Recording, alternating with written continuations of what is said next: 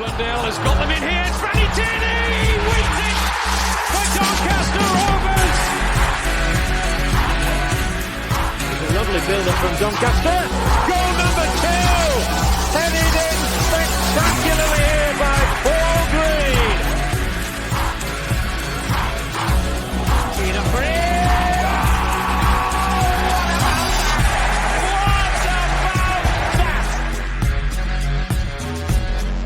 It's a better one, and that's a goal! Doncaster Rovers take the lead. They deserve a scorer. Now Doncaster can dare to dream. Coventry puts it into the empty net, and Doncaster have won promotion to the Championship. The flags go up in the away end.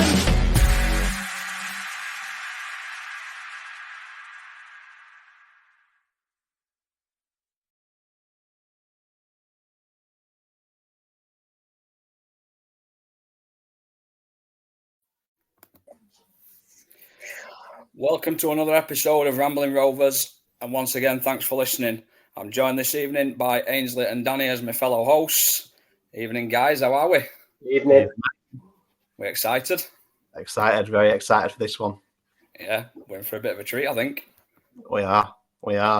One of the players from the Doncaster Rovers golden generation. Yeah, man.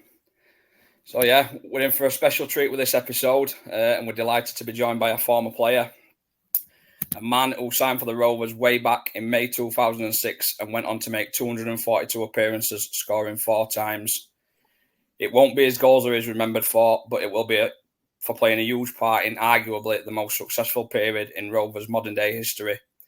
He was part of a team that lifted the Johnstone's Paint Trophy at the Millennium Stadium and a team that beat Leeds in that memorable playoff final and was a deserved man of the match in both games.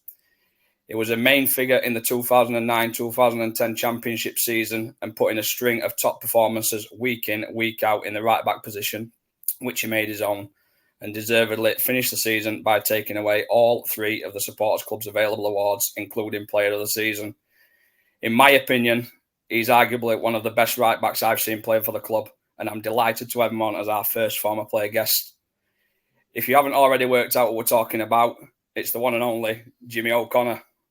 Let's bring him in, shall we, guys? Bring him in. Good evening. Hey boys, you okay? Some intro, that.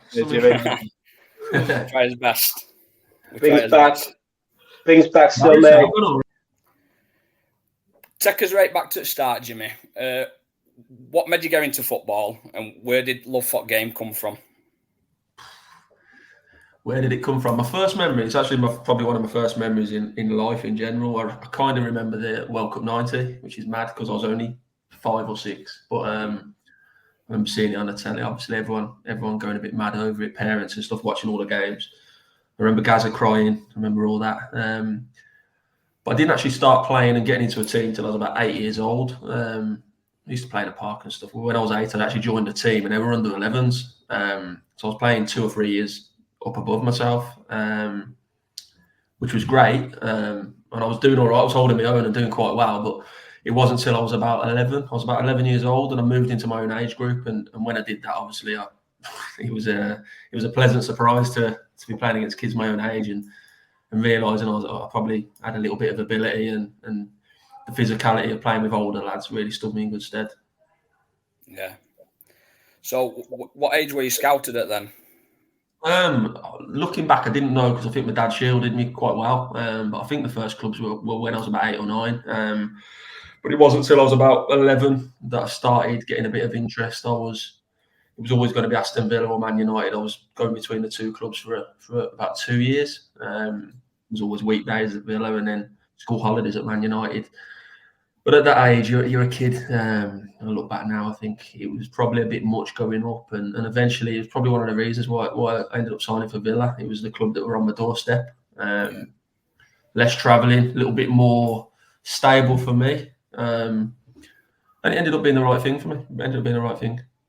You didn't, when you signed for Villa, you didn't start as a right back, did you? What position did you start off at?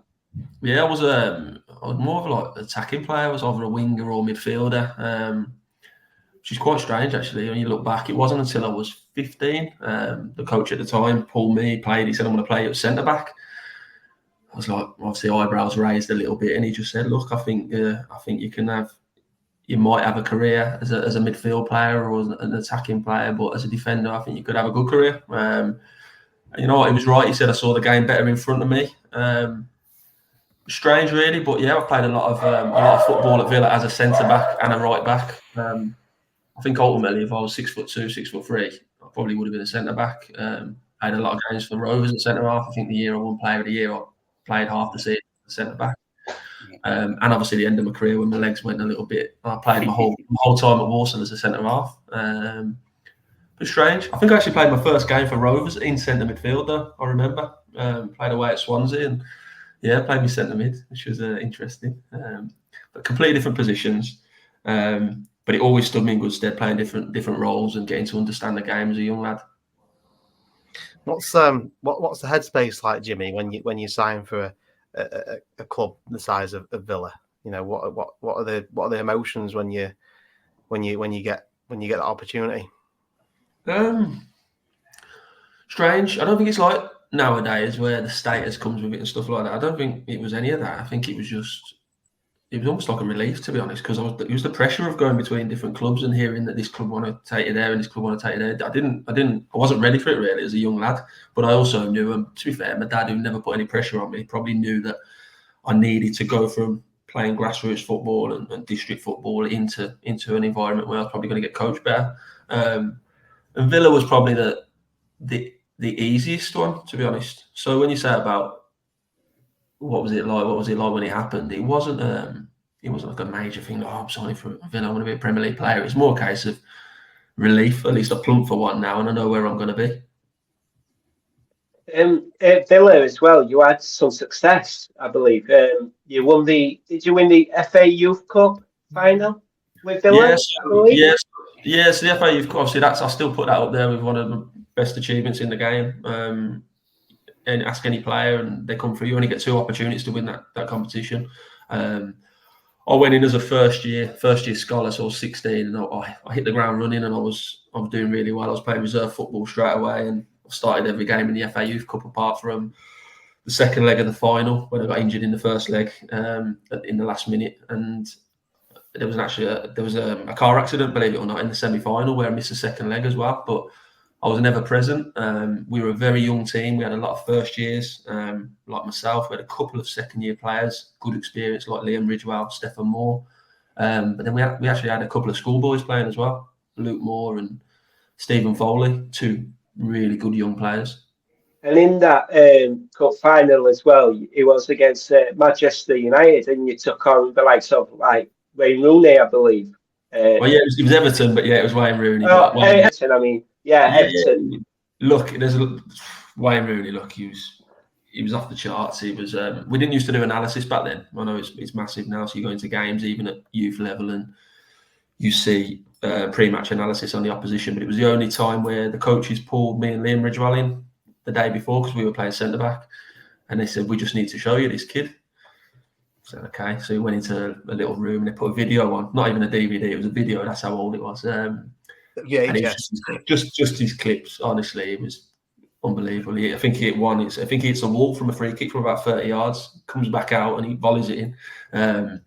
But yeah, we got up to Liverpool on the day and we did a little walk around before in the afternoon. And he hadn't even played yet for the first team, but people were stopping their cars and chanting his name and all sorts. And yeah, unbelievable player. And then you got your first loan move to Port Vale. That again, Jimmy. What year was that? Do you remember? What league? What year was it? What year? Sorry, it was 2004. So there was a big gap. I was now about 8. No, I was now 19. I'd been playing God knows how many reserve games. And yeah, you're in no man's land. I was a young pro. I was in my second year, I believe, as a young professional at Villa. Wasn't close enough to the first team, but wasn't playing youth football anymore.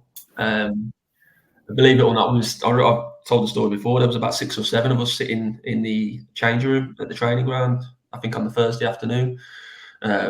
basically all of us in the same sort of position. We need to get out and start playing football. Desperate for a loan. So I actually got back home a couple of hours later. My house phone rang. Believe it or not, no one has them anymore, did they? And I got a call and he said, I answered it and he said, "Hello, it's James. This is Martin Foyle, Port Vale manager." And I actually went, "Yeah, good one, lads." Fuck off. I put the phone down. He rang straight back. Again, and I was like, "Oh God." He went, "Yeah, no, basically, it's all been agreed. Spoke to your agent already. Love you to come in and play on Saturday." It's like my heart was beating, thinking, "Wow, like that's some turnaround." But that was the story. Went in, started on the Saturday against Bradford away, league debut. So that led to your after your spell at Port Vale, you then went out on loan to Bournemouth. Where you came under Sean O'Driscoll for the first time. Could you tell us how that came about? Yeah, so Port Vale had 3 months, did well. They tried to sign me, but then because I'd done so well in my loan, Villa were asking for a fee, which couldn't happen. So I ended up having to go back to Villa, which at the time I was just desperate to keep playing football. I'd played 15 games in League One and I wanted to keep playing. So I think I waited till about the February, March and got a call. Bournemouth were interested. They were doing really well at the time, I think around the playoffs. And yeah, same sort of thing. This time it was a Friday afternoon. They were travelling up to play Barnsley on the Saturday.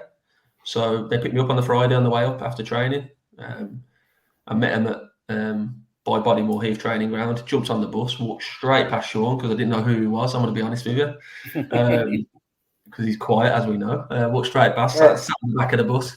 And about an hour in the journey, he come down and introduced himself. I was mortified because I just assumed that he drove up, the manager.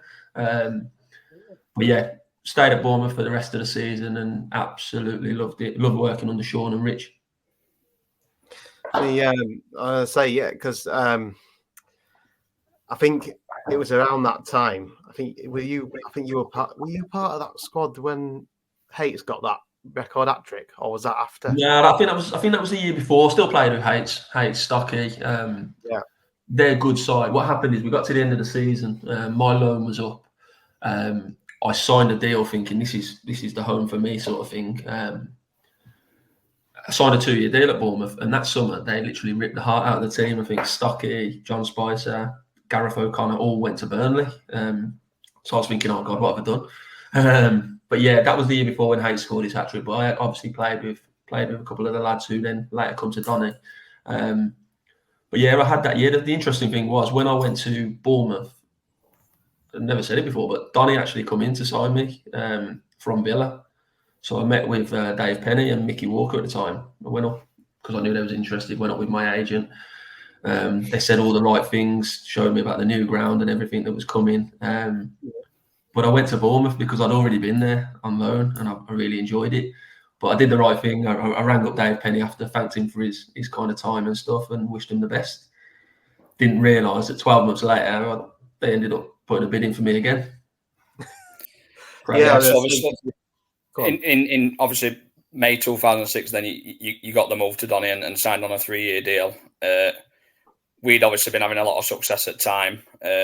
Dave Penny had taken us up from conference to League One, and we're pretty much on back of an unbelievable cup run where you joined. And obviously, these guys that were with me, I remember it. Man City, Arsenal, Aston Villa. I mean, we come short against Arsenal, but yeah, that cup run was phenomenal. What made you come to Donny, and what it part of that upward trajectory that you'd seen, or just the previous interest from Dave Penny? Yeah, I like Dave straight away, and obviously he tried hard to get me, and that you remember that as a young player, especially. It's nice to have that feeling. I loved it at Bournemouth, and like I said, I signed a 2-year deal, but the club was probably about to go into administration. It's before the trouble happened. There was real struggles there. We weren't getting paid on time and so forth. Loved the city, loved the town. Sorry though, loved the players, loved everything about playing for them. But even though I was a young lad, I knew that if I didn't go then, I might have been there for a long time. And a lot of players do that. Lovely place to live, very comfortable, and it probably wouldn't have been good for me career wise. And I came back up and spoke to Donny again, and obviously the plans now were a year on, the ground was a year closer, and I knew that I had to make that jump again, because I think once you get somewhere too long and too comfortable, it's not always a good thing for you. I feel like we've got to touch on Bellevue a bit, because obviously, new grounds now, a lot of them, semi-synthetic pitches, and Bellevue was 100% real grass, and we've heard so many ex-players talk about the pitch was like a carpet to play on. How was it for you, Jimmy, playing that ground, the stadium, the atmosphere, the pitch itself? What was that like? I liked playing. I played against Donny for Bournemouth there. I think we had a really good game. I think Donny won 4-2. I was playing for Bournemouth at the time. It was a really good game and atmosphere was good.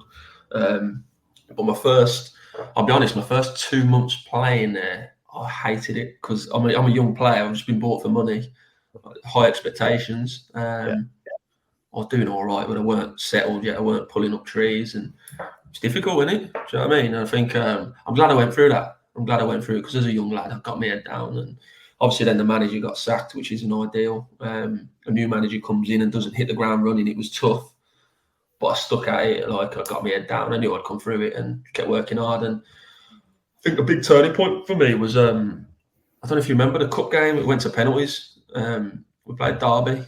Game's kind of forgotten about. I think they were a Premier League team at the time, and I think we drew 3-3, and we ended up winning on penalties. And I've never took a penalty in my life. I never even took one for the school, believe it or not. I think I was in line, and everybody scored. I was thinking, oh shit! And I thought, oh no, I'm getting closer and closer, and it gets to me, and I scored. I ended up being a winning penalty, and I think it was a big moment. Do you know what I mean? Like, where, look, I know it's not about the final penalty taker, but it was like my first kind of milestone at the club. And from there, I didn't look back. I loved my last couple of months there building up. Unfortunately, I didn't play in the last game at Bellevue because I was injured. But unbelievable atmosphere. But luckily, it meant that I could play in the first game at the Keepmoat as well. So that crossover was a weird period for everyone at the club, wasn't it? Because I could see the emotion that everyone had to it.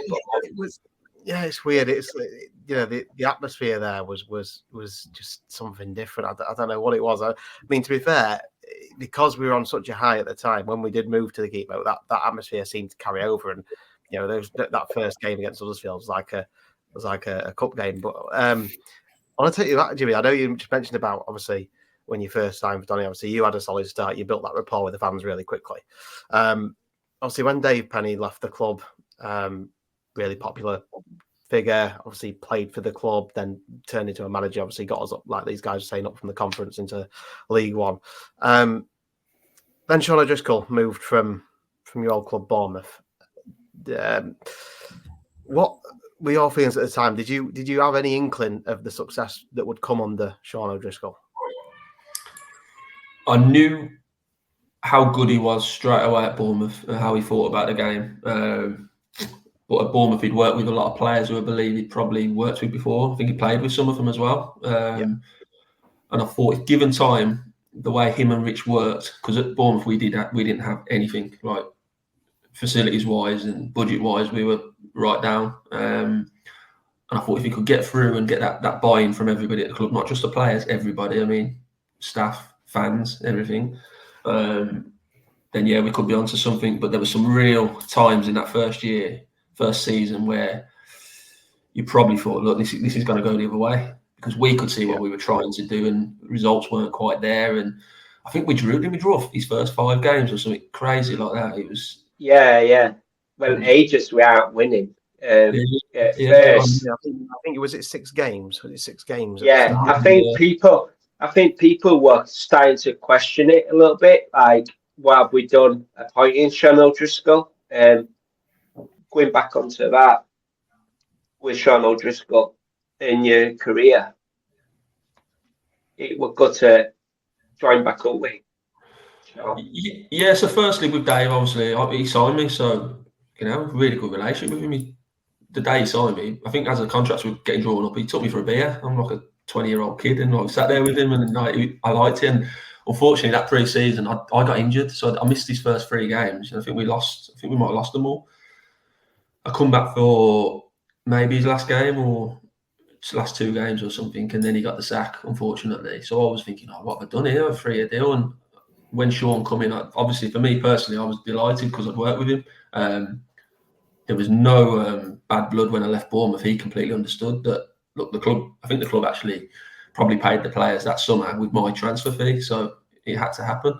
But him and Rich, when I found out it was them, obviously I was so desperate to do well for them, and because I wanted them to succeed because they're such good people. And like you say, that first 3 or 4 months where it was going difficult, and you can hear the crowd getting on our backs a little bit and getting on his back. It's difficult as a player. That it's difficult because you care. Do you know what I mean? You care. You know the people you're working with day in day out, and you know they're good, solid people.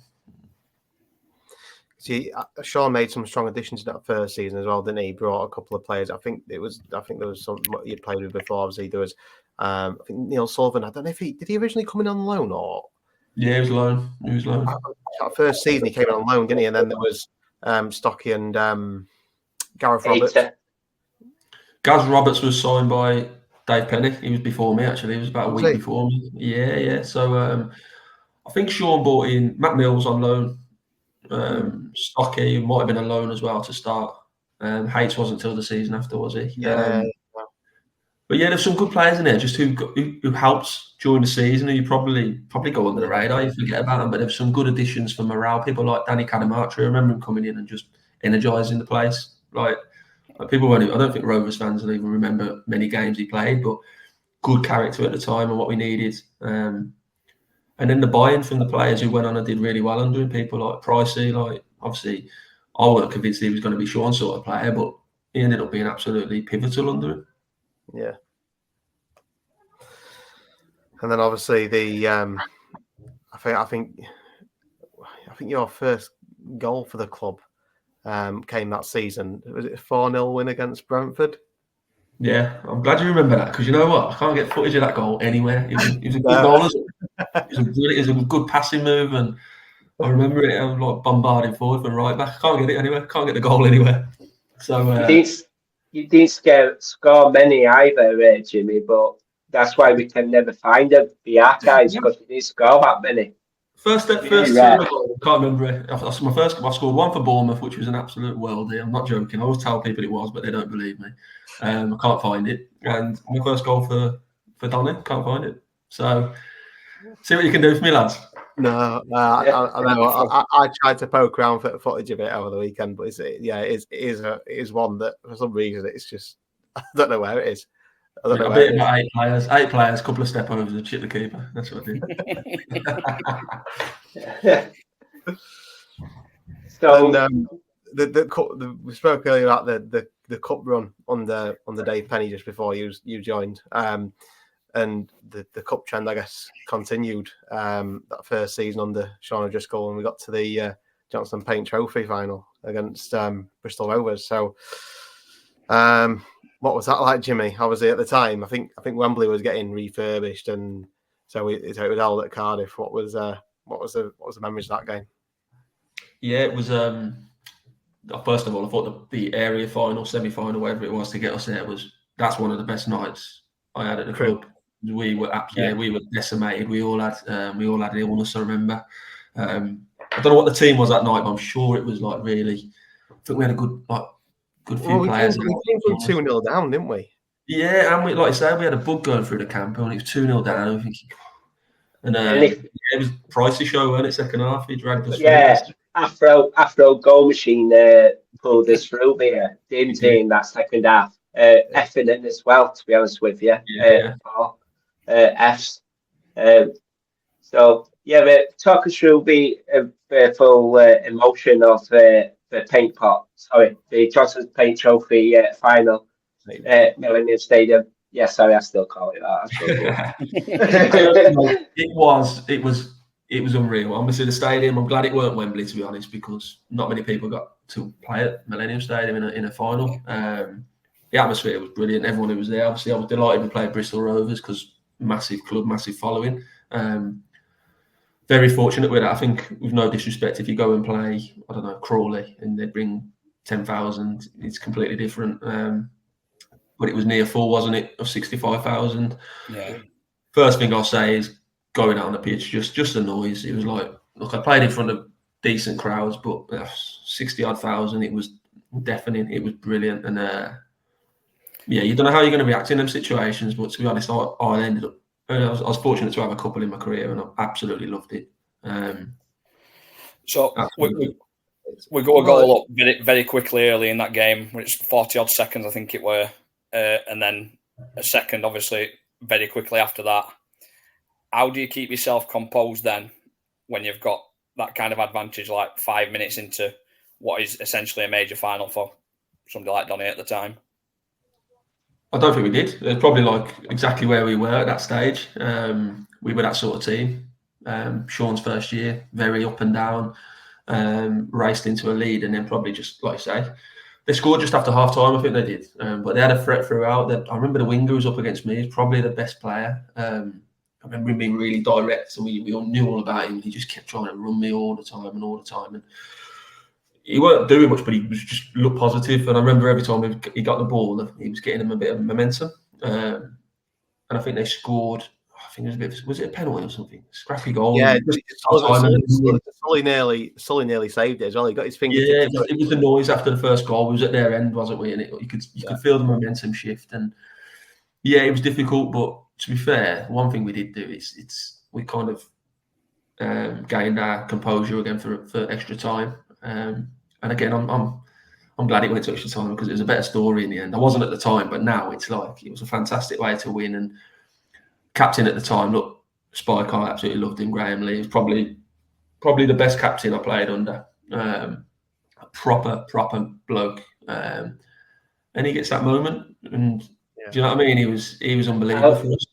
I was just about to say, what we like playing under like a leadership of somebody's stature like Graham Lee as such. You know, when people around you as well, especially the back line where you had like Matt Mills and Graham Lee, Neil Sullivan in goal. It's plenty of experience and plenty of like robust defending.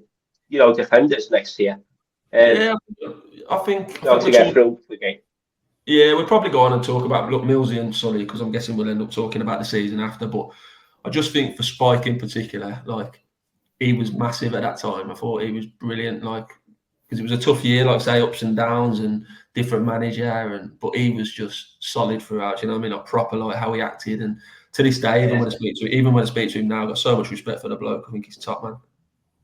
Days like that are really special. I mean, they don't come around that often. And obviously, you know, when me, Liam, and Danny started watching the club, you know, it was in the conference. So for us, you know, without any shadow of a doubt, it was, you know, one of the greatest days in the club's recent history. You know, it's stuff you dream of as a kid growing up. You know, supporting a lower league club.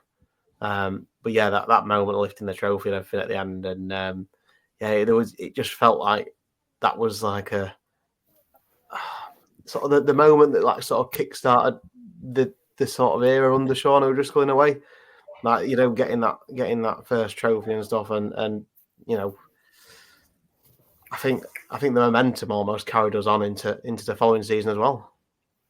Yeah, I'd agree. I think it's that feeling of winning something. If you win something, it's very hard to win anything when you're playing in lower league football. Like obviously you look for promotions, but a cup, it's difficult, and it just gives you a taste for it. And me as a young player, like the day couldn't have gone any better. It was like perfect, and I just thought, wow, I want some more of this. And it kind of gives you a bit of belief as well that you can play in them kind of atmospheres and environments. And I think for a lot of the squad, it did that. And I think, like you say, I think we took it on into the next year. Obviously, we needed additions, which we got, but the players who remained part of it, it was a big moment.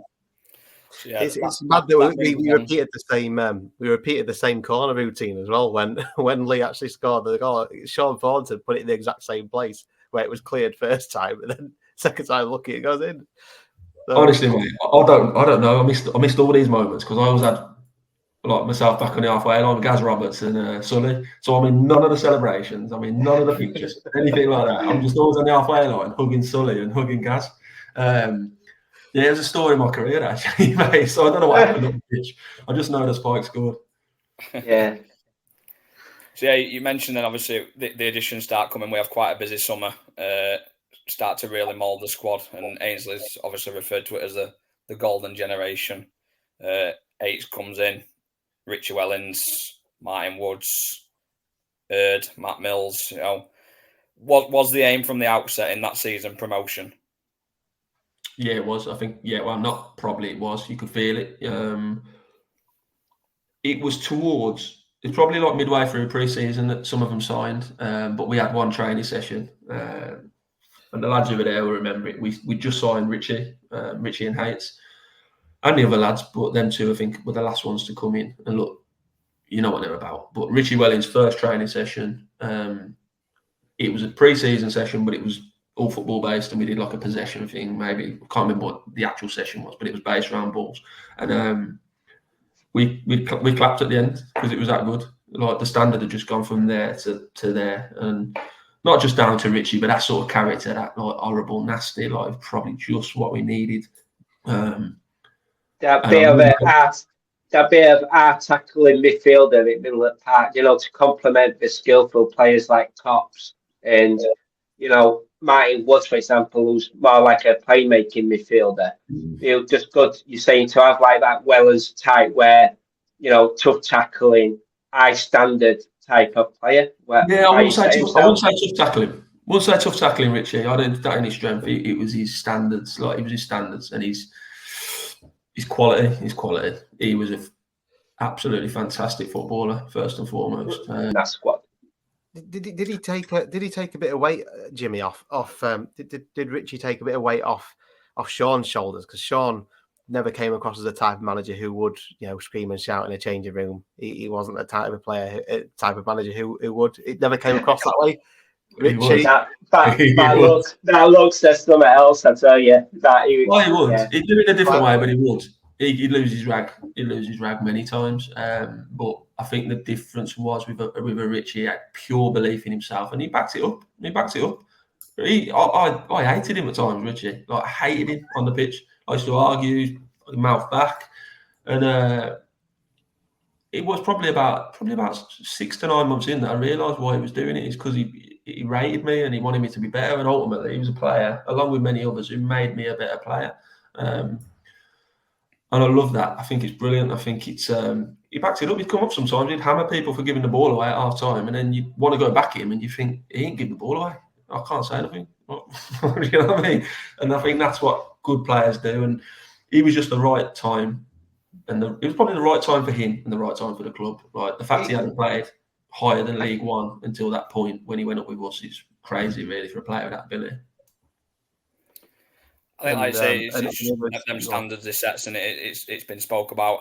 It's been them standards as a player and as a manager as well. Now in his later career, he's always set them high standards, regardless of what position he's been in, basically. Yeah, I think that's in you. It's inbred in you, and it was. Look, it didn't cross the line, or if it did, it got nipped in the bud because we had a good group of players and good characters. And it's that area of the pitch was key for us. It was always key for us in the middle of the pitch, and I think we had good players in there who understood the game and they understood each other's strengths. People like Paul Green, Mark Wilson, Stocky, Richie, Cops when he dropped in there at times. Woodsy, like I think I said, Woodsy coming in. I know he didn't play as much in that first season, but ultimately they all complemented each other and they all knew what we was trying to do. And yeah, it was good, and I think it's a massive reason, obviously, why we controlled a hell of a lot of games at that level and then the level above as well. So one of the games that came on the strong control, Jimmy, I think was I think you remember on the I think it was New Year. We were 4th place in League One, and we travelled to Elland Road in the January, and noise levels in that game were insane. But obviously Stocky. Midway through the first, obviously Stocky gets free kick, took it super early, did he, Jimmy? But the Leeds wall didn't seem to move in that moment. He obviously got the cross here. Then there was a moment exactly what you're on about with control with Richie in the middle of the park, where Richie had like run past their full midfield and then cut through their centre halves and scored in the last few minutes of that game. That was it. That was us. We were proud of that because it was building, wasn't it? And we were going to places. There was a lot of away games that year where we would just completely and utterly dominate. So like I say, doing it at Leeds, like hostile atmosphere, but you just take the sting out of games by keeping the ball, moving the ball, playing in the right areas. Like we didn't play for the sake of it. There was times where we played direct, like look at it. We played Mark McCammon on the left wing. Like, there was a reason for that. There was times where that'd be our out ball and we'd play from there. Like, we had. It's weird now looking back because I've coached, so I always wonder back I can't remember what training looked like. It's not like we went through patterns of play and stuff like that so much. It was just an understanding of what we were with the ball and without the ball. We had a structure when we didn't have it, so we could be solid. But we had a freedom and a kind of confidence that we could express ourselves with the ball. And when you got good players in the middle of the pitch, for people like me and Gaz Roberts or Sean McDade on the other side when we played fullback, 9 times out of 10 we were put ourselves in positions where we was the out ball. It's like you had a set responsibility. You know, you look after yourself, basically. Not yourself in retrospect, but like you stick to your job and everybody else sticks to theirs and it all comes together as such. Is that what you're basically saying? Yeah, really, that's it. Without the ball, we had a structure. What we had to look like. But if somebody was out of position and you was in their position, we had a good understanding that we were intelligent players, that we could fill in and do each other's roles. Look, going back to that, I think Stocky, that was a big moment for Stocky because he went on and obviously been a legend for the club, great.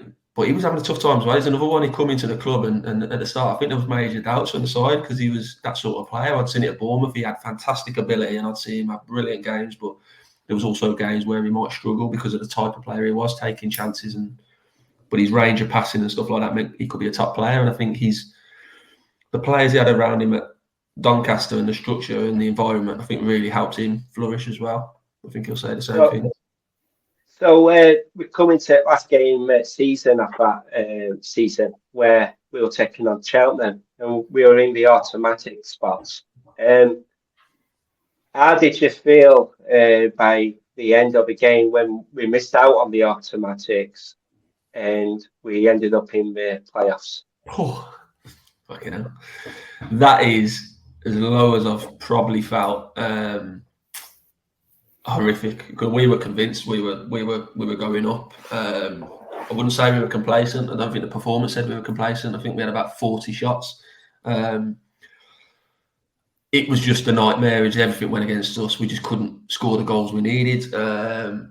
It got worse because we travelled back to the Keep Mode, got off the coach, and I pulled my car out in the car park, reversed out, and went straight into a supporter's car. And I remember thinking, oh my God. So to stay there and wait behind and pass on the details. It was probably the best bit of management after that game that I've seen from Sean and Rich. They just said, look, they give us 4 or 5 days off and said, get it out of your system. Because I don't think we played for about 8-9 days or something. So they just didn't get us in till maybe the Wednesday or something. Also, I heard Richie Wellens had an injection in his bum before the Cheltenham game as well, I heard. Yeah, I think there was a few injuries that year. We were throughout the squad. We all had little things that we had niggles about and stuff like that. But Richie was really struggling, and he missed the first leg against Southend, if I remember right. When we went down there, he missed the game. It's a big loss. But to be fair, like I said, the players who come in again, put in performances, and that's the sort of squad we had.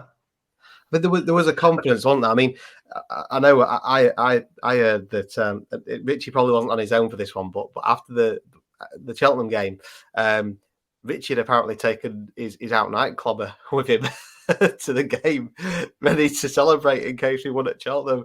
I think he spoke. You know what? That's in my head as well. I remember. I half remember that. I didn't take mine. I can tell you that I didn't. But I'm a defender and I'm pessimistic and all that. But I think there might have been a couple of lads, yeah. And I can't remember what happened, but that's in my head, yeah. So you've triggered me now. If it did, it would have pissed me off. But John Ryan gave his speech on the bus afterwards, didn't he, about his dream? He's had his dream, and we're going to go to Wembley. And we're going to beat Leeds at Wembley. Is that right? You know what? Sure.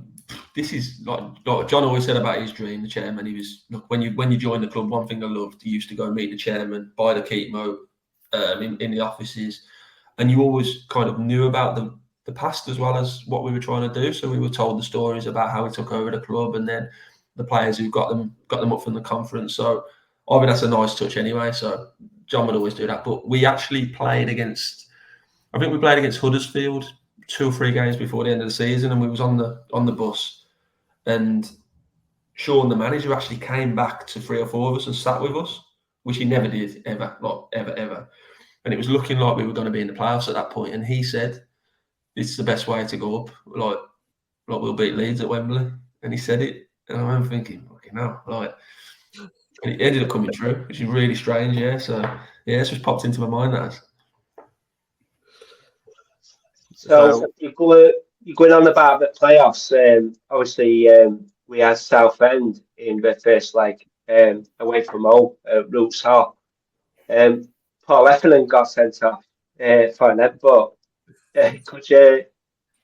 What were you thinking at the time about what's happening? That happened. Yeah, like really out of character for Hefs. Like so, like laid back and like placid. Like good player, by the way, but excellent finisher, one of the best. But never seen him lose his rag.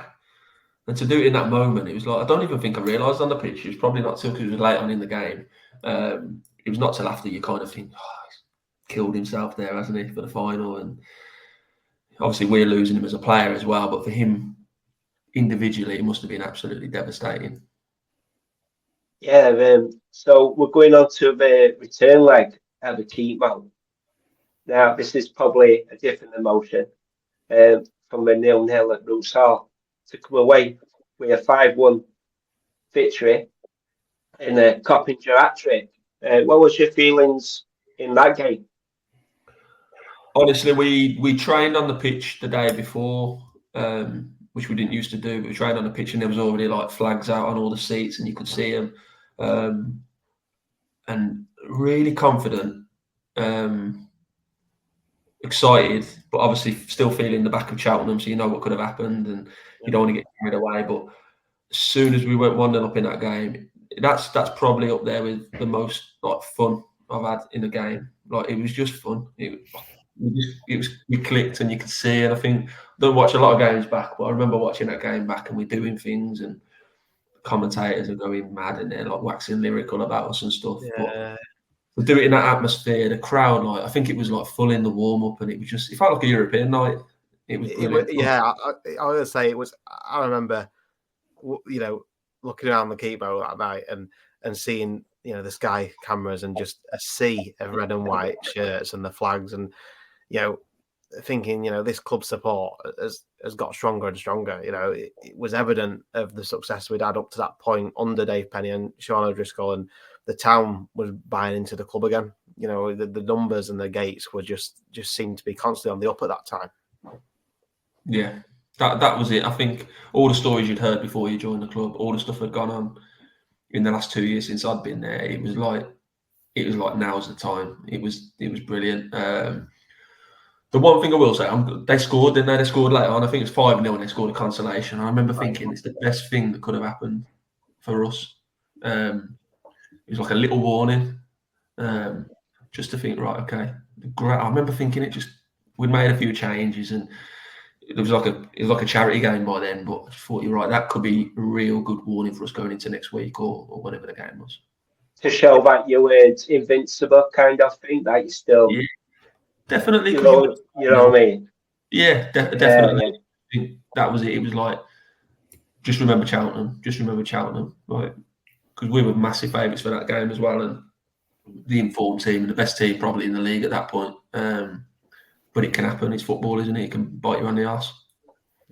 So then obviously John Ryan gets his dream and Sean O'Driscoll is right. We're going to play Leeds in final. We've had players talk about Leeds being a bit giddy before the game and stuff, thinking it were a foregone conclusion that they were going to walk all over us, basically. From Donny's perspective, Cops has talked a lot about how you guys knew that you were underdogs and had a point to prove.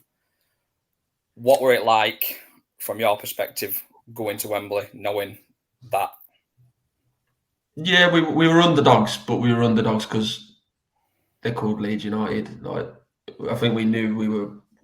If we performed, we were a better team than them. Like even I always think half glass full a lot of the time when it's football, because I think you don't want to tempt fate and stuff. But we were the better team, and I think we proved that. I just think because we were carrying a few injuries and a few knocks. We actually went down to London 3 days before, and I actually got sunstroke, believe it or not. So I couldn't train, so I was being sick and stuff. Got moved out of my room. I used to room with Sam Hurd, and I had to go in a room on my own. So I was thinking, I'm in trouble here, and I ended up training the day before. So when we went to Wembley, I don't know if you've heard the story, but when we arrived at Wembley, and you normally go around and look at the pitch, Leeds were actually on the other side of the pitch, which was awkward, so awkward. It was like it doesn't happen, does it? But I actually just went and sat in the side because I felt ill. So I didn't have too much me personally, I didn't have too much time to think about the game, really. I just remember getting a bit of advice off, I think it was my dad or my mum, just saying, take it in this time, because the final the year before, although it was brilliant, you don't enjoy it. You just play and hope you win and try your hardest and all that stuff. But it goes by in a blink of an eye, and I made sure that I kind of took a little visual note of the game during the game. So in the build-up, that's what I tried to do as well. Enjoy it a little bit more. I think for me personally, it was probably one of the longest coach journeys I've ever had to an away game. It just seemed to last forever. And then when we got there, I remember I was busting for loo, Jimmy. I don't think there was a loo on the coach at that point. Yeah. and so obviously, me and my dad had rushed around, and once we got off the coach trying to find a toilet, and my dad leads us right into a toilet full of Leeds fans. Oh, it's terrible. I think it's just surreal, isn't it? Like, obviously, I've watched Donny since like 1997, and to see your team play at Wembley is like an absolute dream, and to take it all in, I just remember it being so much, and I think I actually cried. Yeah, same. As soon as that header went in, it was just like, wow, what have I just seen? You know, I think even before the header went in, you know, I just remember watching in that first half, and no joke, we could have been like 3-0 up. You know, we absolutely battered them in that first half. There were some great opportunities for Hayter and Cops in particular. I remember them cutting through several times, and I think Jason Price got close as well. I think he just put it over crossbar, but you know, to be fair, their goalkeeper Kasper Ankergren was unbelievable for them. I mean, he pulled off some ridiculous saves. He had no right to do so, but yeah, I mean, we could have easily been several up before half time. I mean, what do you remember that first half, Jimmy? It felt like one-way traffic for supporters, I think. Yeah, it was. It was comfortable. It was really, honestly, it's really weird because it's vivid. Like I said earlier, I was trying to take mental note of the game. I remember the warm-up. You had Richie limping round, like struggling with his hernia. My boots were too big for me, believe it or not. I had to get boots delivered on the day because my boots had split. So my agent got them sent to the hotel, and I opened them, and they were 9.5, and I'm only an 8. So I had to wear 2 pairs of socks on the day. So I'm thinking, oh fuck, everything's going wrong. You had other players limping round. I think Cops might have been struggling, Stocky as well. Maybe Matt Mills. But then when the whistle went straight away, we were just so comfortable. It was so, yeah, I didn't have that many times in my career where I knew we were going to win the game. It was really strange. Like, what a lovely feeling. And like I say, we did dominate, and we weren't hanging on at the end. I think that's that happens with years go by. People think, oh, we held on to the win, but we didn't. You watch it back, they didn't create anything. It was very comfortable. Yeah, you have Beckford in your pocket. Yeah, well, we had an amazing story about that year. You think back, like, you had Gaz Roberts, who kept Sean McDade out of the team, who was excellent for us, by the way. He was a top player himself. And then you had Matt Mills, obviously, myself, but then Sam Hurd only coming to the team. That was only his 5th or 6th game for the club. Like, I don't know if anyone remembers that, but he'd been out on loan. And he'd come in, and him and Mills, he did a great job as well. And it always goes under the radar a little bit, but imagine playing your 5th game for the club at Wembley in front of 80,000. Yeah, crazy. And obviously Adam Lockwood come on as well, didn't he, towards the end of the game? Yeah. Lockie, I think he fell out of the team because of Hurdy coming in. He'd been injured. But again, another great lad. Loved being at the club. He fucking bled for the club. And another one who could be so relied on. Whether he was starting, whether he was in the team, whether he was out of the team, just a good character to have around. Proper Yorkshire lad, you know what I mean? You can see how much it meant to him. And just another great lad. I feel like I'm going to forget people here as we go along, do you know what I mean? I'd hate to do that. But yeah, another lad who had captained the team for most of that season with Spike being injured, and then obviously missing out of Wembley. Stocky was captain on the day. I think Hurd and Sullivan actually came from Leeds as well, didn't they? What was the team talk like at half time in that game, Jimmy? Because Sean always came across to the fans as sort of a very studious type of manager. What was the team talk like after an unbelievable first half where we just dominated them? I can't remember many team talks. The only ones I can remember is when he would have lost his head, which didn't happen a lot, but when it did happen, it was like, I've got a few of them. But the Wembley one, nothing at all. Honestly, probably stayed calm, probably quiet, probably a couple of messages about what we were doing well, a couple of lines on the board, which he used to do. But yeah. I don't think it was probably been very calm. Probably, I remember it being a really calm 15 minutes. Just reiterating, do what we're doing, keep doing what we're doing. And the second half kicks off, and first minute, whatever he said clearly worked at half time, didn't it? Because obviously we kick off, and we in first minute or so, Cops gets the free kick. It's initially blocked. Ball drops back to Wellens, who has a go, and it takes a deflection, and then the famous Brian Stock corner. The famous James Hayter header. It's great delivery, great header, just great moment at that end as well. Like you say, that was one I used to stand the halfway line and celebrate with the keeper, but for that one, even I ran forward, I think, and tried to jump in the huddle. But just what a moment, what a feeling! I can feel it now. Like I bet you all can if you think about it. It's that noise. It was just a sea of red and white. Oh, what a moment! Like, and to be fair for Hayes, out of all the players, somebody who had come in for big money, he hadn't had the best season. Didn't get in the team really because Hefs was so good. Delighted for him because he's a top lad as well. Hayes, absolute great lad. He's what a moment. Do you know what I mean? And again, legend forever because of it. It's a bizarre stat with James Hayter, I think, because he's not the biggest bloke, is he, Jimmy? But he just always seemed to pop up at the right place at the right time. He scored a fair few headers for the club, didn't he? Yeah, like same when I was at Bournemouth. Great in the air, great leap, good timing. Bit like Tim Cahill, like that. Do you know what I mean? He timed it really well. Just he's a good footballer, Hayes. Good footballer, with and without the ball, intelligent. Could nick a goal, brave. Look, top player. There's a reason why he went on, and when we moved up, he actually played better for the club than when we was in League One. No surprise at all. So we get to the final whistle eventually, and obviously we've managed game out. What are your emotions after final whistle goes? Honestly, like this was one of them where I was at the back and like their front four collapsed. Like they'd give everything, but they collapsed. And I actually went up to their lads. I don't know why I did it, like because I was delirious myself. But I like shook hands with them all. And I picked them up off the floor. I I remember doing it to Jermaine Beckford because he's a Leeds fan and he obviously it's his boyhood club, isn't it? And they'd done really well that year, like with the points deduction and all that. But I did speak to him. I did like pick a few of them off the ground. Do you know what I mean? And I can say unlucky and all that. I hope you do it next year or whatever. And then a bit of a blur.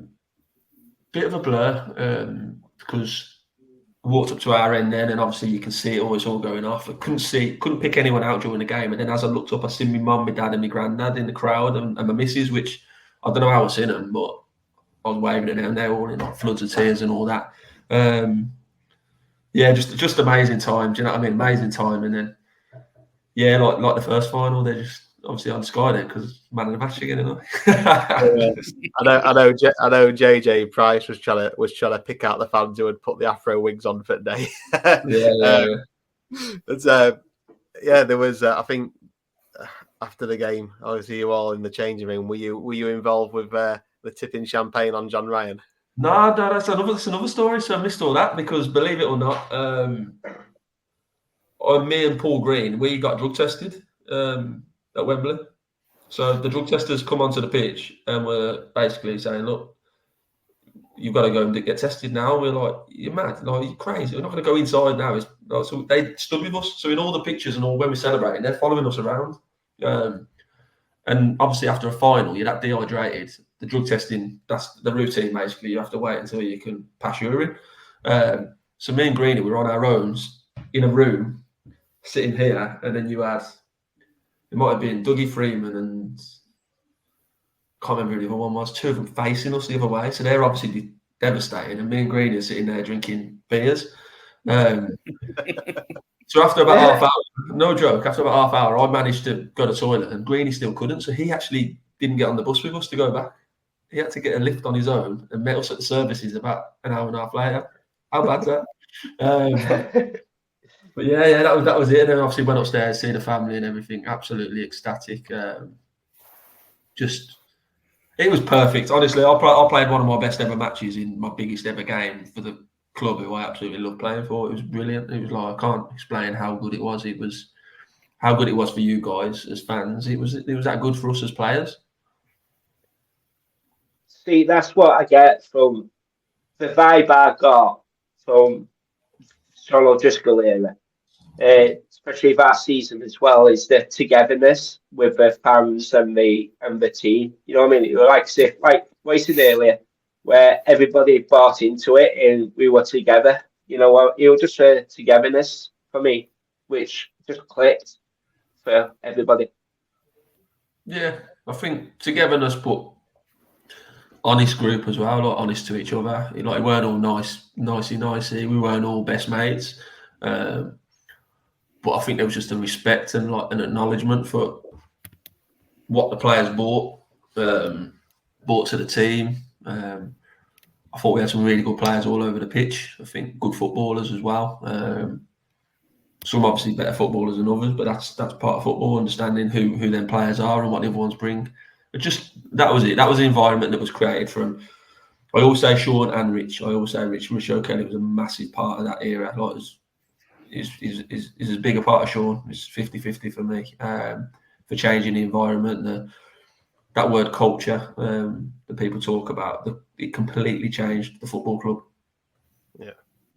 So back in Championship, obviously for the first time in 50 years, and I think we were up to gates of like 11, 12,000 at that point. But then, you know, you look at all those ex-Premier League teams with gates of 30,000. You know, we were a small fish in a big pond, really, weren't we? But you know, how did you feel at first? Was there a bit of pressure? Obviously, the first game was against Derby. You club had just been relegated from the Premier League, and we'd just gone up, so we were literally in opposite trajectories. And I think Greeny had signed for them. First game, obviously, finished the previous season with us in the final, then starts against us at Derby following season. Yeah. Firstly, before that, look, with Greeny, he didn't get in the team till January, I don't think. He was on the bench at the start of the season. I think he was actually ready to go out on loan. So, look, love Greeny to bits, and what a story that was. You know what I mean? Turning it around, that goes to show any young player what you can do. So yeah, we were gutted to lose Greeny. Big loss to us. But like I say, going into the first game, getting a club like Derby was a pressure. Nah, there's no pressure at all. It was they're coming down from the Prem, we're going up. And we battered them, to be fair. Again, it was like we took it straight into the next game.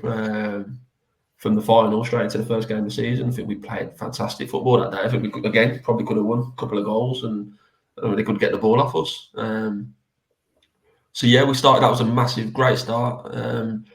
Didn't feel overwhelmed at all. That was my first time as playing at that level as well. So I was like, a number of other players were like that as well. But now we started really well. I think we got a draw in our second game where we should have won again against Cardiff.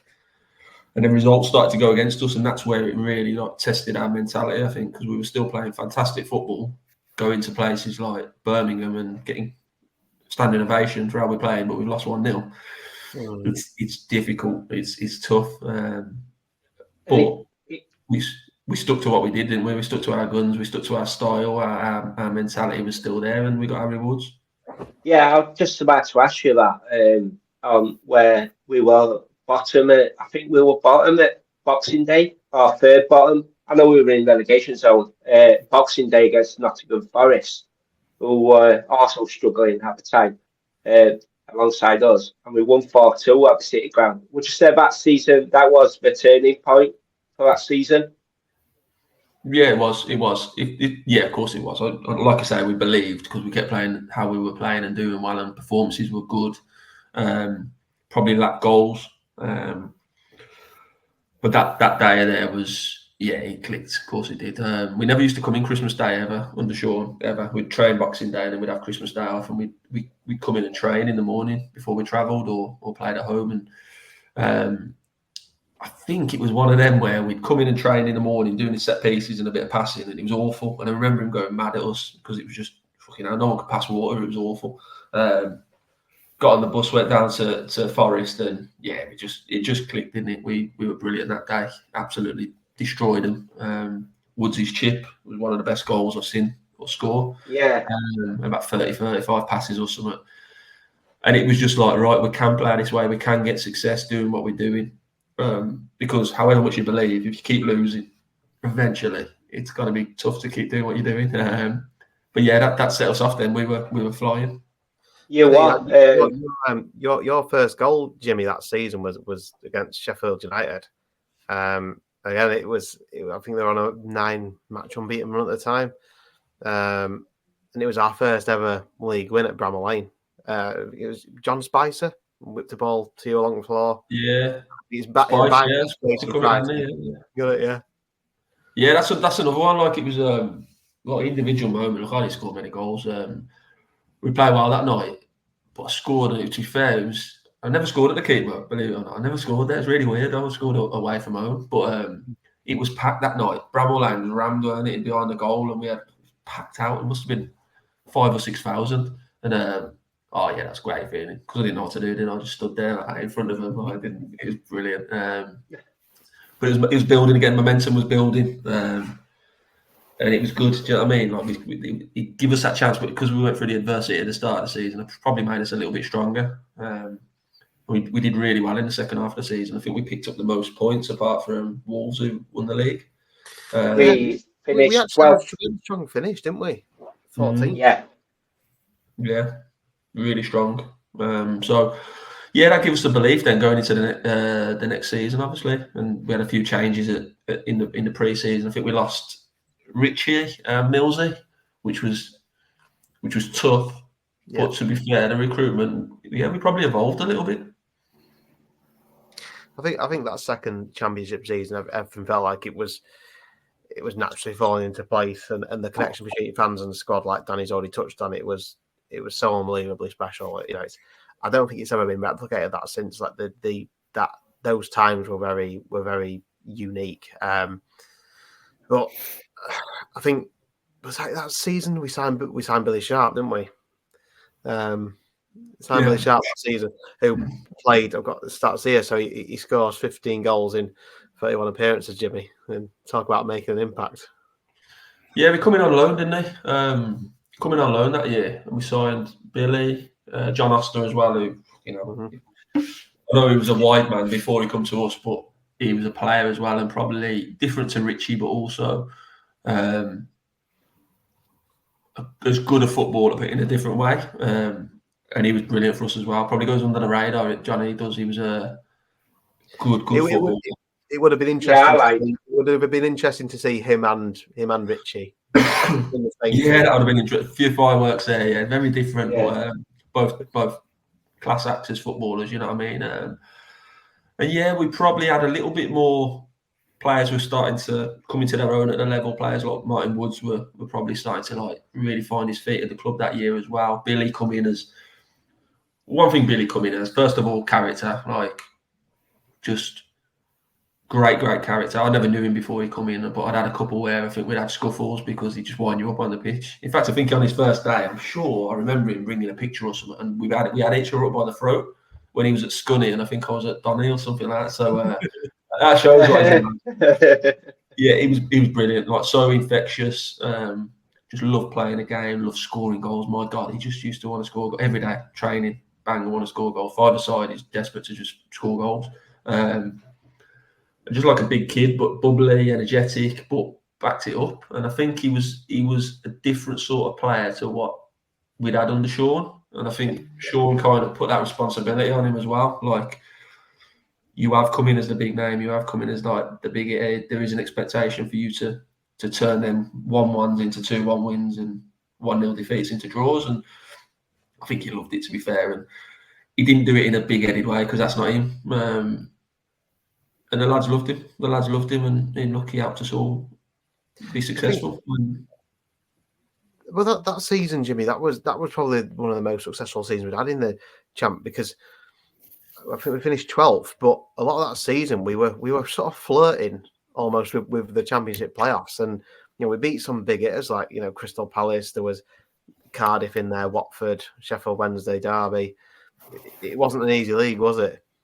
No, it was a tough league, but yeah, like you say there, we finished 12th, but there was a point, I think we played Plymouth at home, and I think if we would have won, we had a real chance of playoffs, and this was around Easter time. It developed as it went on. I think for me, it was probably arguably my best season for the club, but I didn't start the season. I remember not starting. I'd been injured, and I think I was on the bench for the first game, which I was fuming about. I remember I hadn't been out of the team really when I'd been there, and we had me, Gaz, and James Chambers who had come, and we were playing really well at the time. All three of us fighting out. That we all ended up playing in the back four, and I ended up flitting between centre half and right back, and it was one of them. It was we were a really good team at one point in that season, like really good, like back us against anyone. I think we went to Bristol City and smashed them for 5 at one point, and yeah, I say Crystal Palace, QPR at home, where we just dominated them. And that was that Emmanuel Thomas, J. Emmanuel Thomas, who scored a couple in that game against. Honestly, that's the best debut I've ever seen in my life. He come in because obviously we knew about him and stuff because he played for Blackpool before, and we changed our shape a little bit for that game, and we kind of give Jay a little bit of freedom off one side. I think he played on the left, and it was almost like without the ball, you've got to accept that we're not going to get as much, but with the ball he can win us games. And after an hour we're 5-1 up, and I think he got a standing ovation off their crowd and playing away from home in the Champions. He was unbelievable talent. There was a couple of memorable games that season. I think me, Liam, and Danny will remember the debut for Billy Sharp against Scunny, because if you remember that game, Jimmy, they'd been giving him absolute dog's abuse because he'd obviously left them for a local rival. A goal comes in and Billy's just legging it across that behind goal, just ripping his shirt off and jumping into the fans. yeah, that's right. Yeah, some good memories there actually. There is it was one of the funniest derby games I think we've seen, because there was a couple of tackles flying at the Jimmy. There was loads of cards that game. I think Rambling had a stitch above his eye. I think him and John Oster had clashed at some point. Yeah, but no, it was a good season. It was a good season. I think it was the year that Blackpool went up to the Prem, and there was a point where we played them and they beat us. I think they scored in this. I don't know. I think they beat us 2-0. If we'd have won the game, I think we would have been the team who would have gone up into that. I think, but maybe the playoffs. And they went up that year, so it kind of shows where we were at that point. And yeah, played some really good stuff. Different sort of team, because like I said, we'd lost Matt Mills and we'd lost Richie, but we were really fluid. John Oster was playing centre mid and dictating games, and it was good season. You seem to start developing a knack, Jimmy, for scoring in these 1-0 victories. It was that season we've got, I think it was third round of the FA Cup against Brentford again. He's scoring a header 3 minutes from time. I forgot about that. I genuinely forgot about that. I didn't score many, but I had forgot about that. Yeah. I do remember it because I've seen it since, and I've got a big beard because it was. I think it was November. I think it might have been November, like November. I kept beard since then. I think that's what it was. Yeah. So. Didn't get many, so I treasure them all. You got to, on you. You have to, mate. Yeah. So I think it was that season where mentality around the fan base was starting to change. Like, the fans were seeing best football we'd ever played, and starting to believe we're a big club again. We fear no one, and can go on some go around some of the biggest clubs in this league and get results. Yeah, that was us, and I think we put ourselves on the map a little bit, and I really think there was a genuine belief that the next year we could go for it. And I think that summer we signed Billy, didn't we? We signed Billy, and for me, I just had probably, like I say, one of my best seasons. I think in the intro you said I'd got a couple of player years and stuff like that, and I was really doing well. It was probably the closest I'd come to leaving the club in that period, because as Billy was coming into the club, Sheffield United wanted me to go the other way as part of like a part exchange thing. But I didn't want. I turned it down because I thought we were the team who were going in the right direction. If I'm being honest, which I genuinely thought we were. I think they got relegated the year after, actually. But that probably shows how well we were doing. And then signing Billy permanently, we had really high hopes going into the next season, which we started well, actually. Yeah, the third season was what I was going to say. I'm sure it stands out to you, Jimmy, because the first game of the season was in the sky blue pinstrip away kit, and you and Billy Sharp on the score sheet against Preston. He scored that low-driven shot from the edge of the box. I think commentators use the phrase, pick that one out, James O'Connor, like a rocket. What are your memories of that game, Jimmy? My memories, I remember the night before, it was in a hotel, because obviously playing up at Preston. And again, Billy, I think I was with Billy, and I think he might have been Cops, because he used to play FIFA or cards, whatever it is, in the room.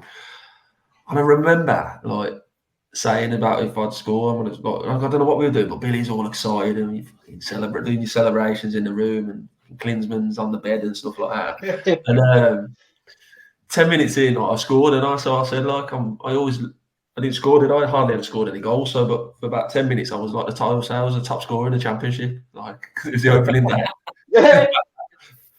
So yeah, I was buzzing. I'd actually, believe it or not, I don't know why I did it. I just signed a new contract with the club that summer, like a couple of weeks before. And jokingly, I said to my agent, "Get me a goal bonus," because I scored 2 in 4 years or something. So I got a goal bonus, believe it or not, and I scored. And so that was good. Pay to get the wallpaper done in the living room. And you scored another goal later that season, Jimmy, against Scunny, Glanford Park, and it was another header, ball whipped in by Cops, and you were getting marked by a big centre half. It might have even been Cliff Byrne. You had to rise quite high to meet it. You remember that one? I do, yeah. I tell you what, it weren't that late. I think it was about the 6th or 7th game. So again, I'm in like two in the first 10. I'm buzzing. That goal bonus working wonders. Yeah, I think in that game we started really bad because I started centre half, and I think George Friend, who just joined the club, I think he got injured or he was having a stinker and got brought off. But I moved to left back. Because on the clip, obviously, that's open play, and I don't know what the hell I'm doing when the players go down the right hand side and I'm the left back and I'm on the penalty spot heading it in, which probably speaks volumes about how we used to play. But yeah, great moment again in front of the away fans, local derby, giving them some. And by then, I think Billy had taught me where to run when you score, because you probably see it now, but they all run up to the photographers, don't they? So I've actually got a picture of that one, which is nice. I think fourth season, it was a difficult one, wasn't it? Probably one controversy with both the fans and players. I don't think there was many people who agreed with Sean sacking and the way it was done. And we had such an unlucky start with injuries that season. I remember first game against Brighton, and both James Ater and Billy Sharp got stretchered off. And straight away, Lewis Dunk breaking Sharp's ankle in the first couple of minutes, opening of youth stadium, and from then on, for me, that season, from that moment, it was just kind of like a disaster from get-go, kind of. It was just everything against us. It was like as if the world came crashing down in my eyes a little bit in the Rovers. What we built up over the years a little bit.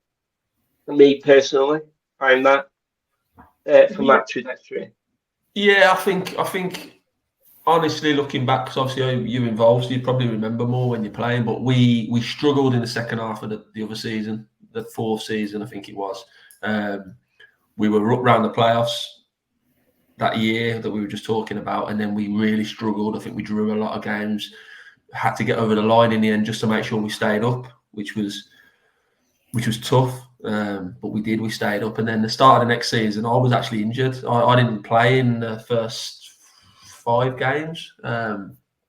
and I think I come back for the last game, and then Sean got the sack after that. But we had a lot of us who were on the sidelines from pre-season on. So I remember sitting on the side watching games, thinking we're doing okay, but we're missing something. We're missing a cutting edge. Then obviously the opening day we lose our striker, our star striker. It was difficult because it's a tough one because you've got a manager who's done an unbelievable job for the club, and you want to believe in him. But at the same time, you've got to understand that from the top of the club, if we've lost 5 or 6 games on the trot, pressure builds, doesn't it? In hindsight, you could say, yeah, we should have stuck it out and seen what happened. Definitely think, look, we'd have had a chance. It's not like we were dead and buried because we was only 5 games into the season, and we did have players coming back from injury. Like I say, I'd just come back. There was others who were coming back into the team. It's not like we were 20 games in and we were 20 points, 20 points adrift. We wasn't. And that's what I always think gets lost a little bit when people talk about it now. You've got to remember the first 3 games after Sean had left, we were actually out of the relegation zone again. So the fact we ended up getting relegated is our own fault and everyone's fault at the time who was there. Yeah, I agree. It's kind of like then it started with the so-called, what they called it, the experiment, where we brought in like Elaz Diouf, Bamogo, Bagayoko, Baye, all these other players wanted Piquion, just travelling in on the day from France and getting picked up on the motorway and stuff like that. What we've heard as fans happening. As a player, how did you feel that was happening?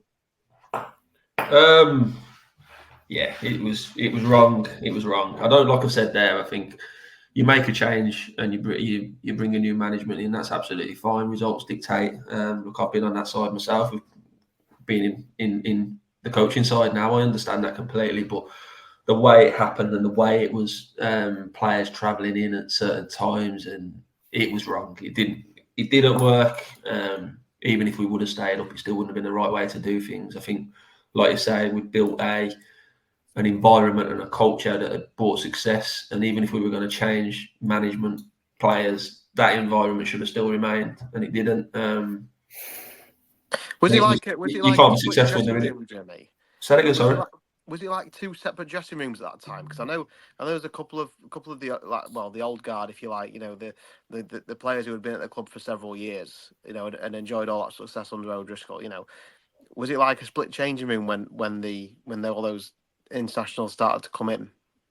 No, to be fair, when you say split changing rooms, there is actually 2 changing rooms at the training ground. I think it's still to this day, yeah. So that was always the case anyway. But when you say was it split, first of all, we probably had days where there was 35 players at the football club for a training session, and it doesn't work. Do you know what I mean? Yeah. The players who were being announced as signed, there was always trialists. It was a mess. It was a mess. That's even harder. I'm not going to lie. It's even harder when you've been part of it and you're kind of ingrained in the club. Like there was probably 7 or 8 of us who had been at the club by that time for 5 years. I ain't going to lie and say that isn't difficult. It hurts. Do you know what I mean? It hurts to see it kind of falling apart. Were the intentions? It hurts us fans as well. Say again, sorry. I said it hurts us fans as well, seeing it. Like the art being ripped out. We could see it as fans that it was completely wrong, and he was just wrong. Also, rumours of like Mickey Walker bringing a horse race, an horse into training ground as well. I heard that one. Yeah, that did happen. Yeah. Yeah. Fucking hell. This is mad, isn't it? I could write a book on that season. I'm laughing now, but at the time, you're not laughing, are you? There were days where like we'd play games and they were like the winner would get a prize and stuff, the best player on the pitch and stuff like that. And at the time, it was quite amusing and funny and stuff. But yeah, there was one where I think the winner was going to apparently get a horse, a racing horse. And yeah, Mickey Walker ended up trotting in on it.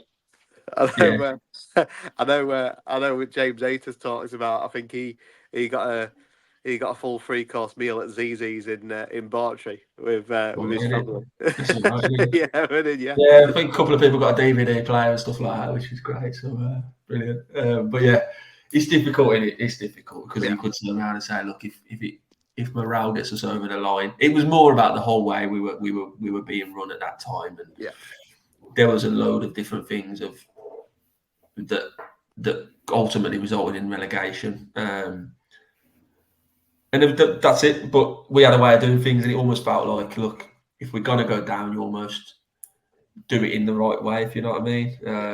And we did it. I think there's players coming over, arriving on a match day or haven't trained, and when you've been there for years, and you've got young players coming into the dressing room at that time, what are they seeing? Do you know what I mean? And yeah, I've never seen anything like it since. I'm sure. You know what? I'm trying to think. I've got a vivid memory. I think we played Coventry away, and Hayter scored a penalty, and I think in that game, I'm sure Dean Saunders reverted back to like the OG, if you like, the players who had been there for several years. I'm sure he reverted back to that day. I remember all the Danny fans chanting, "You going down with the Rovers" to Coventry supporters. Yeah, I don't know if were you in that game, Jim? Yeah, I played in that game. Yeah, so I played. To be fair, when the new manager came in, I played the first about 5 or 6 games. We won the first 3, I think, and obviously we're signing players now. You're thinking we just got loads of players, loads of players of each side. I'm looking, thinking, oh my god, what's going on? And I think we played Burnley. In fact, it was Burnley. I know it was, and we lost. We didn't play well, but I think they scored a screamer. Jay Rodriguez scored a screamer, about 30 yards. Just remember it, and I remember getting absolute pelters for it as if it was my fault, and it was like, fucking hell, like I didn't see it. So I kind of said my piece, like you do all the time. I do the same if I was with any manager. If you fight your corner, and after that, I come out of the team for a good while, and you become disillusioned. It's very difficult. You be a good pro, you try and be a good pro, but it was a really, really, really tough time for me because I love playing for Rovers. I loved my time up there, and I probably didn't see any reason for me leaving. But everyone else as well, fans, other players, even for them who come in, they kind of enjoyed it at the time. But it was a mess. It was a mess. It wasn't a healthy place to come into. I look back to it when I was a young player, breaking in at like Bournemouth, for instance. Although they didn't have the best facilities and so forth, what it was a good group of people, which helped me go on and have a career.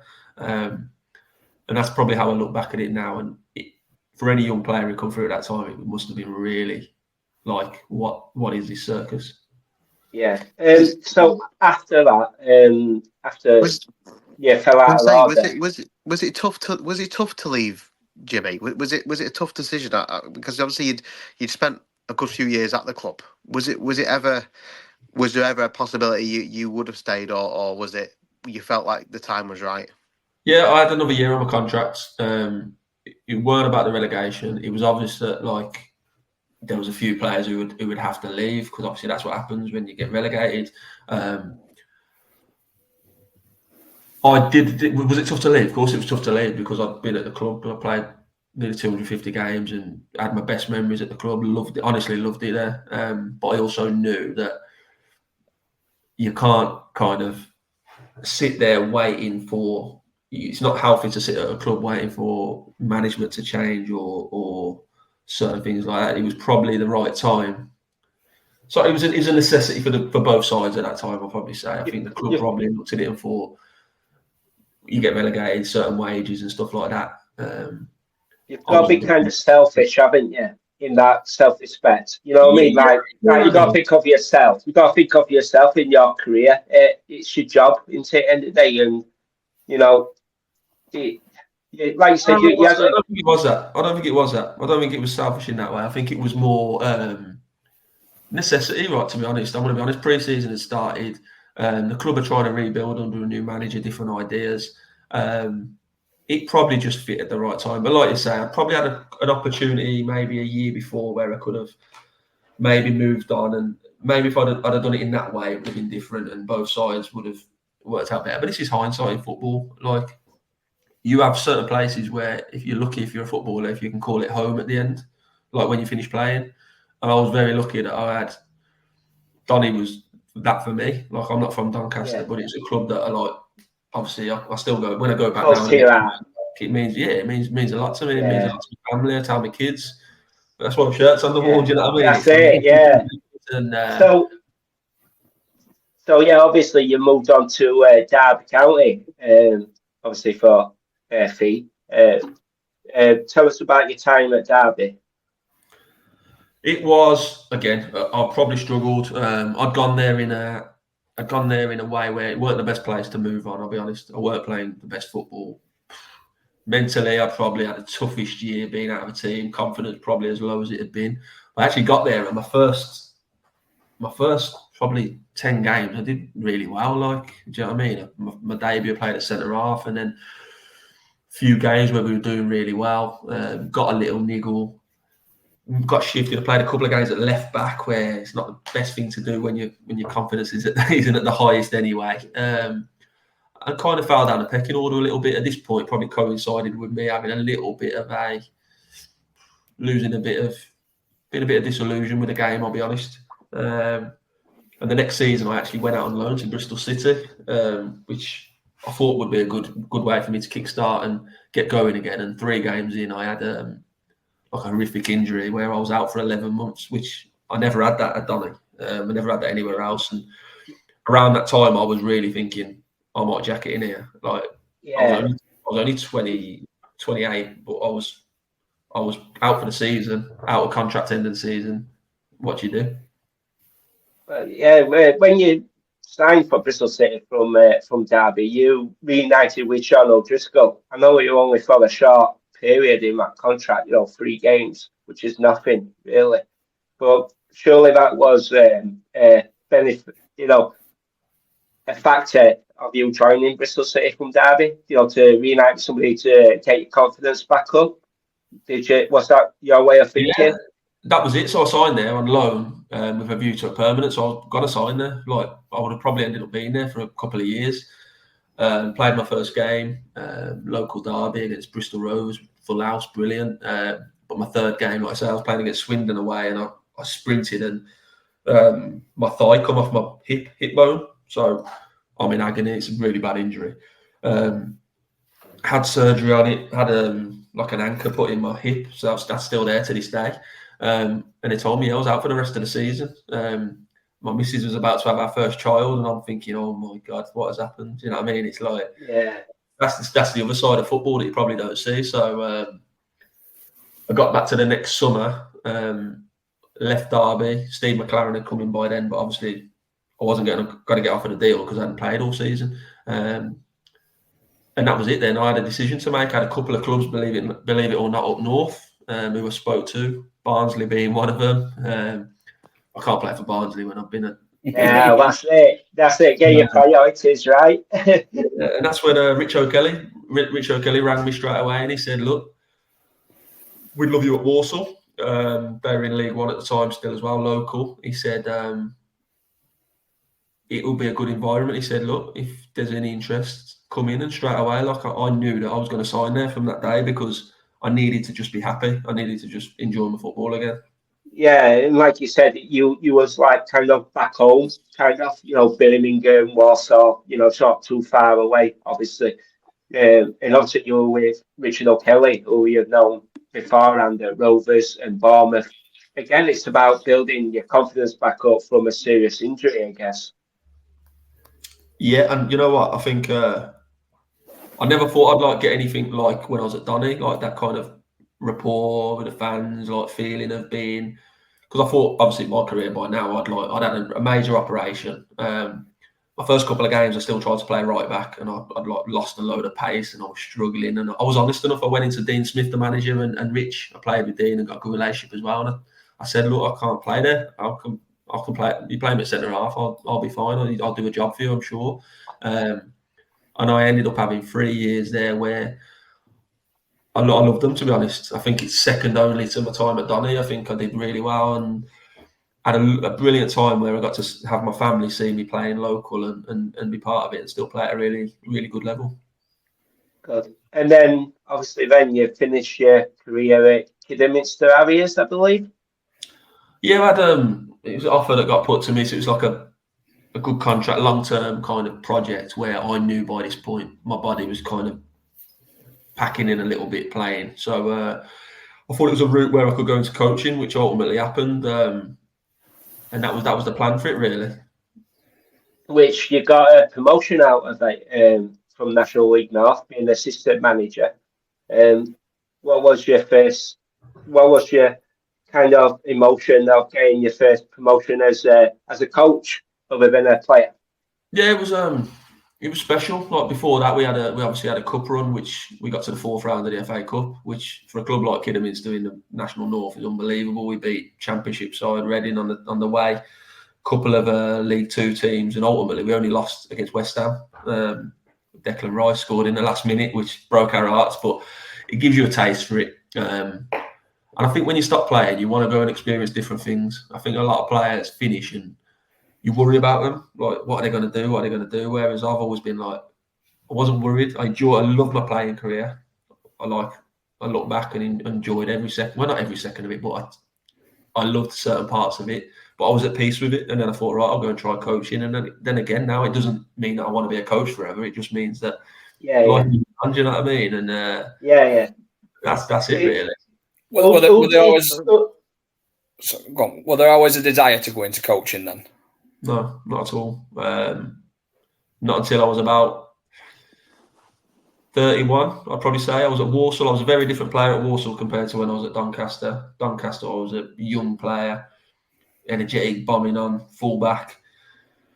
Walsall, all the things I'd learned growing up, because my body had slowed down, I played in a different position. I played centre half the whole time. I was more vocal. I was more of a probably leader, like an experienced leader in the dressing room. I think a lot of other people saw me as a manager and going into management, but it's never really ticked my box yet, and I'm comfortable with that. It might do somewhere down the line, but no, I didn't always want to be a coach. Didn't want to always be a manager. I think what I've learned is from that time when I had a dip and, like I say, I got disillusioned with a game. It's all about the next day rather than looking too far ahead. Sorry. I was going to say, who do you take the most inspiration from who you've played under to take into your own coaching style? Who do you reckon you think most like? You try and take the best. I've asked that question because you have to look. I'm an A licensed coach now, so I've gone through courses where you have to talk about this sort of stuff, and you try and take something from all of them, like the good and the bad. You learn a lot from bad managers as well as good ones. I think anybody who's played under Sean O'Driscoll will take things from him. The good, and there's a lot of good, but then there's also some things that probably do differently. Rich O'Kelly's a different sort of guy to me. He's more of a person, but he's a coach, but also what he brought. I played under him at different clubs: Bournemouth, Walsall, Doncaster, and my last one's probably Dean Smith. Like Dean Smith was excellent as well. And I think them three in particular. There were three people who, it was amazing. Sometimes I'd be coaching and I can hear myself saying things that they used to say in certain terms and phrases. But yeah, three really influential coaches, managers, whatever you want to call them. I think a lot of players would say Sean, though, who played in the Donny era. Yeah. I think a lot of them have said that. I mean, I know you just mentioned about the cup run with Kidderminster, Jimmy. I think we had a conversation around that time. I think, and we were talking about how there were similarities as to what had happened at Donny. The rise up, from really a low point in the club's history. Obviously, rise up through the leagues and stuff. And I know you referenced to me about obviously that time at Kidderminster when you had all that cup success and to get as far as they did. It was impressive, wasn't it? Yeah, it was. Yeah, I think. Look, it was crest of a wave, really. Do you know what I mean? We were underdogs in every single game we played, and it's great. And you do go back and you do talk about moments in your career because you try and relate to it. And like you say, I do that a lot with Donny. I do. One of my big things, I think I touched up on it earlier, but when I'm coaching or when I've been around younger players, and you see a lot of young players now, they move from club to club and time to time, and my big one is an achievement in a football career is if you can have a place where you're invited back. I said, like, it gets underappreciated a little bit, but if you can find a home at least one club, you're very lucky, and it means you've done something right at that club. If you can find yourself at a place for 4 or 5 years and you've had success there, and success isn't always winning cups and getting promotion. Sometimes it's just being part of a period where you've managed to remain there. That's enough. I was very lucky at Donny where I had success as well. We won things, part of big games and big moments, and that's amazing. Do you know what I mean? There's a reason. Do you know what I mean? It's touching. I go back up now. I've got 2 little girls. I take it to Doncaster with me, and they see me talking to people or signing autographs for people at the ground, and they ask why. I could tell them why. It's special. Yeah. Because you're one of the best right backs we've ever had. That's why, Jimmy. You know, you're always welcome here at Rovers, and I'm sure that's good to say for everybody. I think it's interesting, Jimmy. I think it's, you know, you talk about having that home. You know, I think that's a lot of it. Why, you know, Billy Sharp's come back to the club this summer. You know, someone who, you know, you only have to mention it. I mean, I think there hasn't been many scenes what have gone by where the fans haven't spoke about him, even all this time while he's been away. And you know, that when you have a club like that with that kind of connection, it's special, isn't it? Yeah, it is. And even coming up, like, I don't get up. Obviously, I'm not local, so it's tough for me to get to games. But coming back for the semi-final, the playoffs against Crewe, although it didn't end up turning out the way like we all wanted it to turn out, it was so good to see it come back to life. Like, I went back, I played at the Keepmoat a couple of times for Walsall, and we won the game, and it was flat. It was so flat, and it was a bit like upsetting, really. You don't want to see it. Do you know what I mean? It was like, yeah, us fans have been feeling that. Mega. You know, it's only been in this season just gone where we felt like we've got our club back in a way. Where there's that passion and that drive to succeed again. You know, to do better for ourselves. So I'm just glad that you've said it, Jimmy, as well as us fans, that you could see it. Like I said, when you played against us for Walsall, that the atmosphere was flat. And I'm glad you said that as well, because it has been pretty flat recently. Well, I think one of the hardest things, Jimmy, about the last couple of years at Donny is, you know, I think if you go from a middle ground to a low, it's not, you don't feel it as much. But we'd gone from such a high. I think in lockdown we were like 3rd in League One, and then obviously, you know, Darren Moore leaves to Wednesday, and I think it was the quick turnaround of going from such a high in League One to suddenly relegation the following season, and then really struggling in League Two. It's hard. It's really hard to go from one emotion to another so quickly. Yeah, I get that completely. But I think there's a lot of looking back in football, and I think that the key thing for me is obviously seeing the run that Rovers went on the back end of last year after Christmas. Right, the key is now like building on that. Do you know what I mean? It's amazing how many times teams go and achieve real success after just coming short before. I think Liverpool a couple of years ago, when they just missed out on the title and everyone went, they're going to get nowhere near it next year because it's going to hurt them. They go and win it by 20 points. It's like, I think that's key now. You've got a good setup there. You've got a group of players who look like they're enjoying playing for the club, and there was a connection there with the crowd. And I actually come away, although disappointed that obviously losing on the penalties, I was actually thinking, right, it's going in the right direction again, and you can see it. And you've got to keep that now as supporters, as players, staff, and I'm sure that's what the staff will be trying to do this year. Yeah, we could feel that as fans as well. That, like I just said, that we feel as though we're on the upward trajectory now as a club again. So, Jimmy, for the future, what's your plans in the near future? Yeah, so I've come away from coaching. Obviously, me and Russ Penn worked at Kidderminster together. We were very much a team. Unfortunately, come away after results last year. Russ lost his job, and I didn't think it was right for me to carry on in that role because I saw us as a team. So I've come away completely from coaching at the minute. I'm working on the other side, doing a bit of consultancy for a company who represent players. So I'm enjoying it. I'm enjoying doing something a little bit different.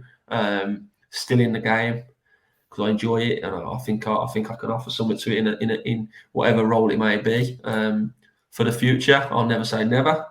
But I've come straight out of playing, straight into coaching, and I believe to be a good coach and manager, you've got to be 100%, almost give up everything. And like you say, I've still got 2 young girls and a family, and I think it's important that I come away from it for a little bit and see where I am, take stock. Yeah, and the most. Go on, Ian, sorry. I was going to say, Jimmy, I think something just crossed my mind just out of the blue. I think there's a bit of a link there as well. You know Joe Ironside from his time at Kidderminster, don't you? Yeah, Joey, top lad, and I think he's a great example of a different route. Like his route coming through is completely different to what I did. But what a top bloke, and I'm delighted for what he's done since leaving Kiddie. I actually played with him. He played in. I was still playing him, so I played with him. I coached him, and he's just a great lad, humble, good old-fashioned centre forward.